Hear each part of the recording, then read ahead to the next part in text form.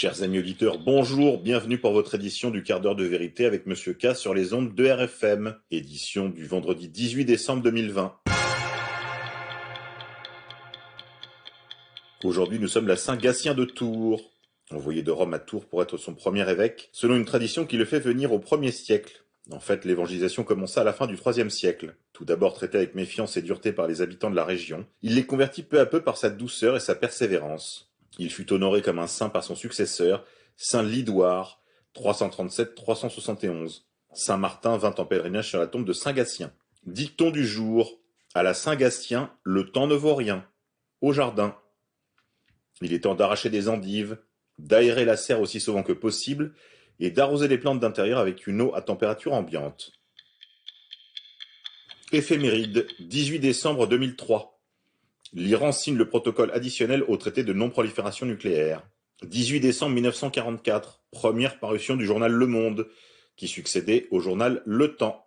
18 décembre 1923, une convention sur Tanger est signée entre la France, le Royaume-Uni et l'Espagne. 18 décembre 1903, le canal de Panama entre sous contrôle perpétuel des États-Unis. Vaccination. 2 soignants du même hôpital en Alaska aux États-Unis ont développé une forte réaction allergique quelques minutes après avoir reçu le vaccin de Pfizer. L'un d'eux, qui n'avait aucun antécédent d'allergie, a été transféré en unité de soins intensifs après avoir eu une éruption cutanée sur le visage et le torse, un essoufflement et une fréquence cardiaque élevée. Grippe 19. Depuis ce matin, Emmanuel Macron et beaucoup d'autres chefs d'État sont tous à l'isolement. Que se passe-t-il ? Ont été mis à l'isolement pour motif de Covid Macron, Castex, Ferrand, Brigitte Macron, Alexis Collère, l'homme fort du régime, Charles Michel, Ursula von der Leyen, présidente de l'Union européenne, Netanyahou, Premier ministre israélien, le Premier ministre De Croo en Belgique, Sanchez en Espagne, Costa pour le Portugal et Angela Merkel pour l'Allemagne. Mais oui, bon Dieu, que se passe-t-il ? Grippe 19, le professeur et titulaire du prix Nobel de médecine Luc Montagnier répond aux questions de François dans une vidéo Vérité. Il s'y exprime pour relever le défi de la vérité. C'est donc au micro de Richard Boutry qui revient sur la tourmente qui a agité le monde scientifique ces derniers mois. À retrouver sur YouTube. Justice. Décision exceptionnelle des 2 principaux syndicats de magistrats. Le syndicat de la magistrature d'une part et l'Union syndicale des magistrats. Ils déposent à leur tour plainte contre Éric Dupond-Moretti pour prise légale d'intérêt. La roue tourne, via 20 minutes. Justice, exclusivité faits et documents. Dans le cadre de l'affaire Epstein, Jean-Luc Brunel a été arrêté hier matin à l'aéroport Roissy-Charles de Gaulle, alors qu'il allait embarquer dans un avion pour Dakar, au Sénégal. À suivre. Plainte en justice encore. L'association Réaction 19 a déposé une plainte au pénal contre le vaccin et son obligation. Adressez vous-même une copie papier ou PDF à tous les médecins, infirmiers et directeurs d'EHPAD concernant ce vaccin. À retrouver sur le site réaction19.fr. Finance. Ce n'est qu'une question de temps avant que le château de cartes de l'UE et de la zone euro ne s'effondre, via businessbourse.com. Résistance.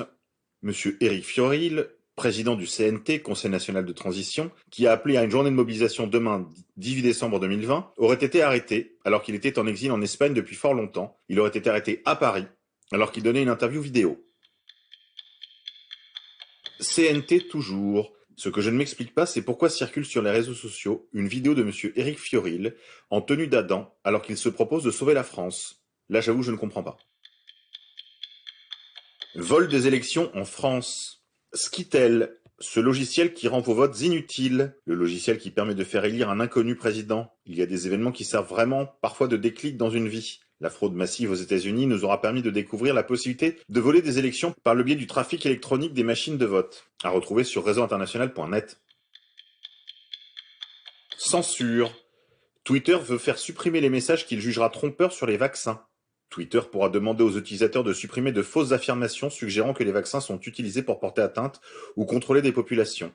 Via sputniknews.com. Médias. Scène hallucinante. Le journaliste Marc Menant réfute l'efficacité de tous les vaccins et se fait traiter de complotiste par Laurent Geoffrin, mais aussi par Jean-Marc Sylvestre et Dominique de Montvalon, sur le plateau de CNews. À retrouver sur planète360.fr. Sécurité. 1 jouet sur 8 vendu en France n'est pas conforme aux normes de sécurité. Une vaste enquête menée par la Direction générale de la consommation et de la répression des fraudes, ou DGCCRF, révèle que le taux d'anomalie des jouets vendus dans des rayons de magasins en 2019 a dépassé les 12%. C'est devenu plus qu'un problème. Veillez à la sécurité de vos enfants.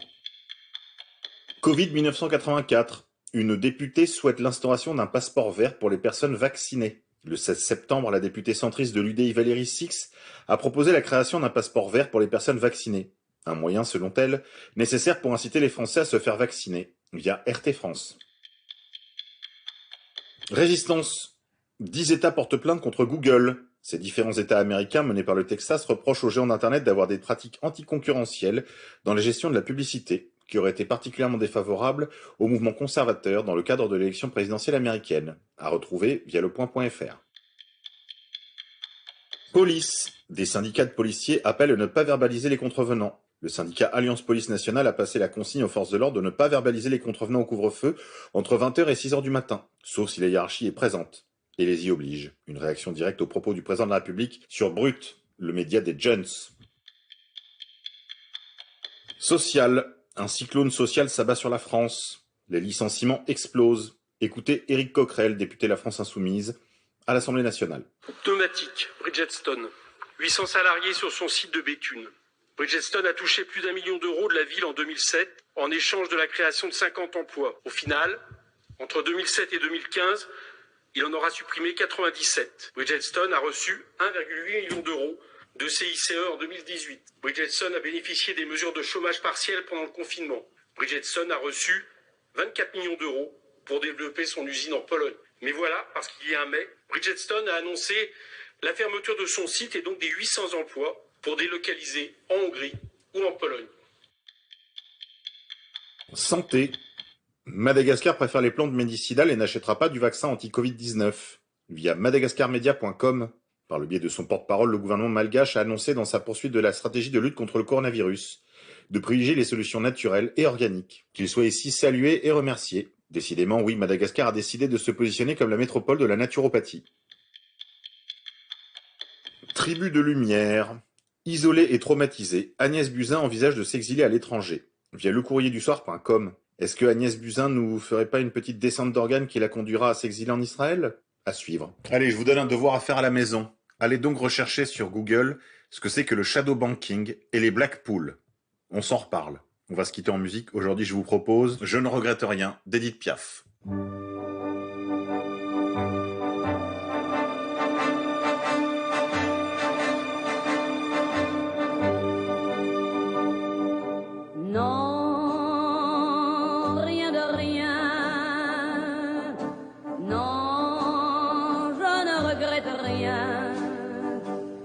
Ni le bien qu'on m'a fait, ni le mal, tout ça m'est bien égal.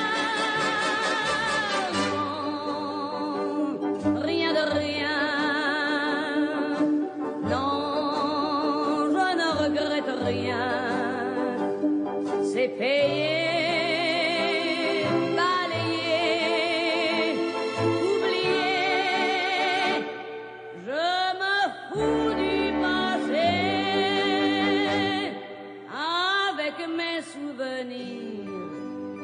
J'ai allumé le feu, mes chagrins, mes plaisirs.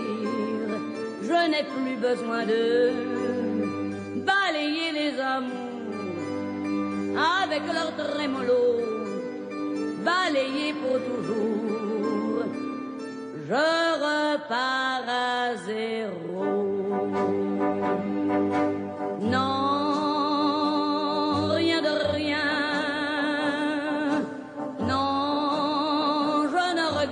Rien, ni le bien